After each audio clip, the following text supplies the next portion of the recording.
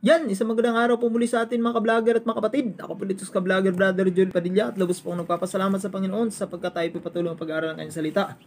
At huwag niyo po kalimutan dalhin yung banal na kasulatan dahil ito lang magpapatunay ng nga po ating mga sinasabi ay pawang katotohanan lamang. Tayo po muna manalangin mga ka-vlogger at mga kapatid. Panginoon, samahan niyo po kami sa aming pagriripaso ng inyong lesson. Tulungan niyo po kami na maunawaan namin ito. Ito po ang aming hiling sa pangalan ng Jesus siya ang puntapaligtas. Amen. Ayan mga ka-vlogger at mga kapatid, magkakaroon ng tayo ng quick review sa atin pong isang linggong pag-aaral. Kaya ko sinabing quick review kasi kung inyo nasusundan po ang aking mga vlog po about sa lesson ay masusundan nyo po itong atin pong quick review. Ano po, kung nahirapan po kayo dahil sa sobrang bilis siguro kasi nga quick review lang ay pwede nyo pong panoorin yung mga una ko pong vlog na inilagay ko about po sa ating lesson. Okay?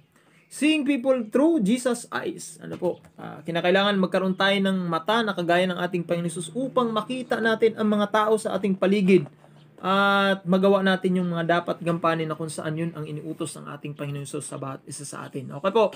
Ang sabi po dito, how did Jesus see people? Paano nga ba nakita ang Panginoon sa mga tao? He saw people with sympathy. He considered each person alive to save. He saw what they would become if they accepted salvation. Ganon tumingin ang ating Panginoon Hesus, mga ka-vlogger at mga kapatid. At sabi pa nga po dito, each person was valuable and unique for Jesus. Therefore, He treated everyone in a special way and didn't despise anyone. So, makikita mo yung pag-uugali ng ating Panginoong Hesus. Meron siyang simpatya na kung saan ikinukonsidera niya na ang bawat tao ay kaparte sa kaligtasan at nakikita niya ang mga tao na kung saan may pananaw siya ng mga taong ito ay maaaring tanggapin ang kaligtasan kanyang inaalok. At bawat tao ay meron pong nakita ang ating Panginoong Hesus na kung saan espesyal ang kanyang pagtingin sa bawat isa sa atin. Ano po? At sabi nito, let's learn to treat others like Jesus did. Ano yung pong tuturo ng ating lesson. At ang ating pong mga pag-aaralan ay leading others, accepting everyone, making friends, treating others in a special way, taking advantage of every opportunity. Sa loob po yan ng buong sanlinggo, yun po ang ating mga leading others. Then he came to the Bethsaida and they brought a blind man to him and begged him to touch him. So ito po yung mga kwentong ito, sabi ko nga, quick review lang po ito, at least ma-refresh po ang inyong mga kaisipan. Ito po yung bulag na kung saan nadala sa paanan ng Panginoong Hesus sa pamamagitan ng kanyang mga kaibigan. So, ang bulag na ito, maaring kakaunti lang kanyang panampalataya o maaring wala dahil di niya nakita, di rin niya naranasan. Pero dahil itong kanyang mga kaibigan ay nakita nila, napakinggan nila, dinala ng kaibigan nila, nagkaroon niya ng panampalataya ang kanyang kaibigan. At hindi lang gumaling sa pisikal na pangailangan niya, kundi gumaling pa siya sa spiritual niya na kalagayan na kung saan nakapagpuri siya ng maayos sa ating Panginoon Hesus. Okay po ba?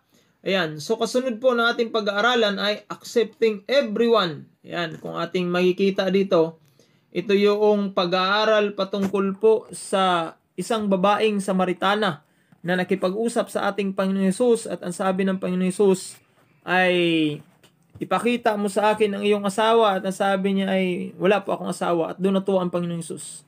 So kung tutuusin, sinadya talaga ng Panginoon Hesus na dumaan sa Samaria upang ang mga taga Samaria din naman ay magkaroon ng kaligtasan dahil meron din silang pananampalataya na kung saan kulang dahil ayon nga sa pag-aaral ng mga Samaritano ay sila po'y merong mga pinaniniwalaang Diyos-Diyosan.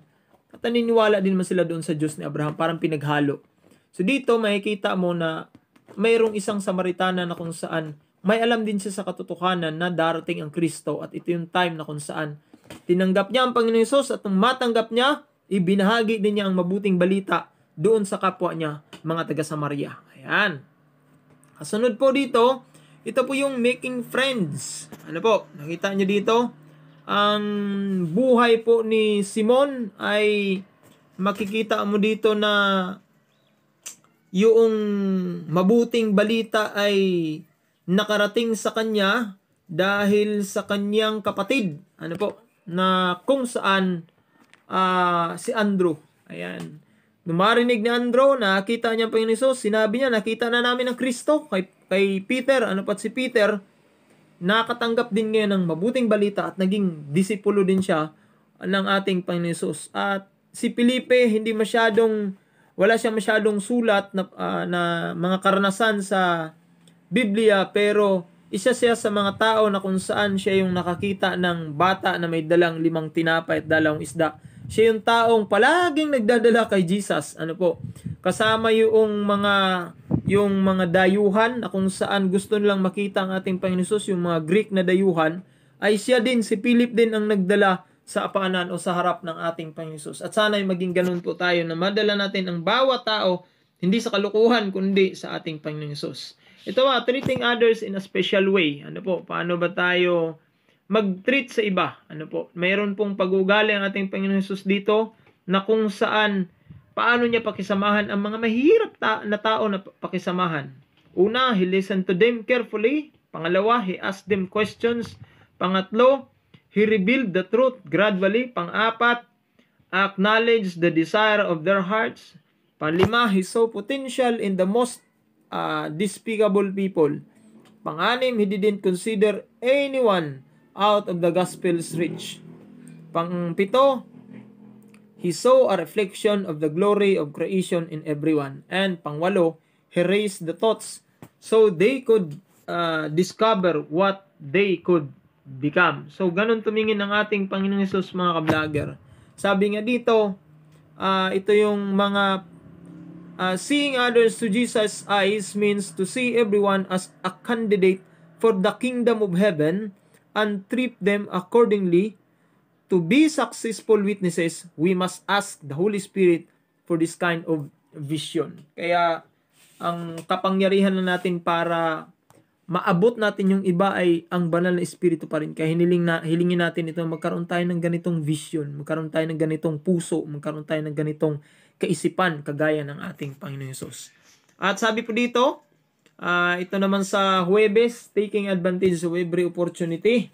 Ito po yung time na kung saan si Pablo, nagkaroon siya ng oportunidad na ibahagi ang mabuting balita sa lugar po ng Europa at hanggang sa Asya. Tayo ay nakabahagi doon sa isang mabuting balita. Tayo rin na nakarinig ay ibahagi din natin ito. At dapat makita natin ang mga oportunidad na ito, kagaya po ng ginawa ni Philip, na kung saan mayroon pong isang utopia na naghahanap ng katotohanan at nagbabasa ng sulat ni Esaias. Dinala ng anghel sinabihan ng anghel itong si Felipe, at habang tumatakbo ang karwahe, kinausap niya, naunawaan mo ba ngayon yung binabasa? Sabi niya, paano ko ito maunawaan kung walang magpapaunawa sa akin? So, pinahinto ang karwahe, pinasakay siya, at in-explain ito ni Philip na walang ibang sinasabi dyan, kundi ang ating Panginoon Hesus. At nung makakita sila ng tubig at naunawaan ng utopia at kailangan tanggapin ng Panginoon Hesus at kailangan ng binyag sa pamagitan ng tubig, nagpabinyag siya, at pagkatapos mabinyagan, dinala ng Banal Espiritu si Felipe sa ibang lugar. At natuwa itong utopia dahil alam niya na ang kanyang tinanggap ay kaligtasan at buhay na walang hanggan. So nakita natin dito yung oportunidad sa lahat ng pagkakataon ay huwag nating bitawan. Sabi ko nga, whether nakasakay ka sa jeep, nagtatrabaho ka, nag-aaral ka, nagluluto ka sa iyong pamilya man, o sa lahat ng tao ay makakasalamuha, gawin natin na magkaroon tayo ng mata na kagaya ng ating Panginoon Hesus, na oportunidad ito upang ibahagi ang mabuting balita. Yan. So karagdagan po, sabi po dito, Jesus came in a personal contact with men. Tama. He did not stand aloof apart from those who needed His help. He entered the homes of men, comforted the mourner, healed the sick, arose the careless, and went about doing good. And if we follow in the footsteps of Jesus, we must do as He did. We must give men the same kind of help that He did. So, ito po'y paalala sa atin ni Miss Ellen G. White, our father cares in February 17 niya ito ginawa. Ito po yung personal na contact din natin sa ibang tao kung paano si Jesus, kung tutusin, bakit pa kailangan ni Jesus bumaba mula sa langit papunta dito? Pero ginawa niya yun. At pagdating niya dito sa lupa, Hindi lang din siya naupo na para bagang hari na nag-aantay lang kung sino lalapit sa kanya, kundi siya mismo ang pumupunta sa mga taong sa kanilang mga pamamahay na kung saan alam niya na nangangailangan ito ng tulong. Pumapasok siya sa mga pamamahay ng mga tao at kanya itong ipinadama na kino-comfort niya yung mga nabibigat ang lubha, yung may mga sakit na nangangailangan ng kagalingan, yung mga walang nag-aalaga sa kanila, yung mga yung mga taong sabihin nating depressed, lahat na. At gumawa siya ng mabuti sa kanila. At ang pinakamagandang ginagawa ng ating Panginoon Jesus ay He's always giving hope. Kaya tayo dapat bilang mga Seventh-day Adventist, gawin natin yan sa ating buhay. At ang sabi pa nga po dito, we must give men the same kind of help that He did. Yan. Gawin din natin ito sa ating kapwa kung ano ang ginawa ng ating Panginoon Jesus. Which is, hindi mo pwedeng sabihin na hindi ko kaya yun. Ay, ibig sabihin, hindi mo naranasan kung paano ka minahal ng ating Panginoon Jesus. Gamit din ang kapwa mo tao. Ibig sabihin, kung ano yung ginawa sa iyo ng pag-abot ni Kristo, hindi naman siya bumaba para physically o literally na nandyan siya sa iyong harapan, kundi gumamit lang din siya ng mga pastor, mga missionary, o kung sino man yung tao na napaabot sa iyong babalita, yun din ang iyong gagawin sa iba. So yun lamang po mga ka-vlogger at mga kapatid, and I hope na sa atin pong quick review po sa atin pong lesson sa buong Sanlinggo, ay umaasa po ako na gaya nga po ng ating pamagat sa buong Sanlinggo, pagtingin sa tao sa pamamagitan ng mata ng ating Panginoong Hesus. Maraming salamat po. Tayo po'y manalangin. Panginoon, maraming salamat. Natapos po namin ang buong Sanlinggong lesson. Tulungan niyo po kami na ito'y tumatak sa puso at isipan, maibahaga namin sa darating na Sabado, at ito'y aming may sa kabuhayan higit sa lahat. Tulungan kami na magkaroon kami ng mga mata na minsan pa'y nabulag kami na para bagang si Pablo. Kaya tanggalin itong makaliskis sa aming mga mata at ituro sa amin ang mga dapat naming makita ng mga tao na nais niyong patiran ng mabuting balita. At tulungan kami na sa lahat ng pagkakataon wala kaming itatangi. Tulungan kami na sa lahat ng pagkakataon maakay namin sila patungo sa inyong harapan. Tulungan kami na sa lahat ng pagkakataon makita namin ang oportunidad upang ang paghasik ng mabuting balita ay magawa namin.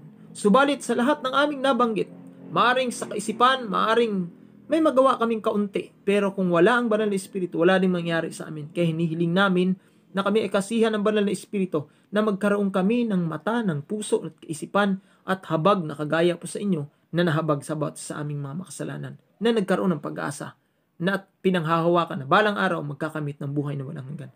Pagpalain po nakikinig at nanonood nito at umaasa po ako na maisagawa nga po namin ito sa aming buhay alang-alang sa pangalan ng aming Panginoon Jesus na siya ang pong tagapagligtas. Amen. So ayan mga ka-vlogger at mga kapatid, maraming salamat po sa inyong pakikinig at panonood. Ako po ito sa ka-vlogger Brother Joel Padilla na nag-iiwan po sa inyo ng isang kasabihan. Ang ating Panginoong Jesus gagamit ng mga tao upang ang iba ay magkaroon ng pagkatubos. Maraming salamat po. Bye-bye!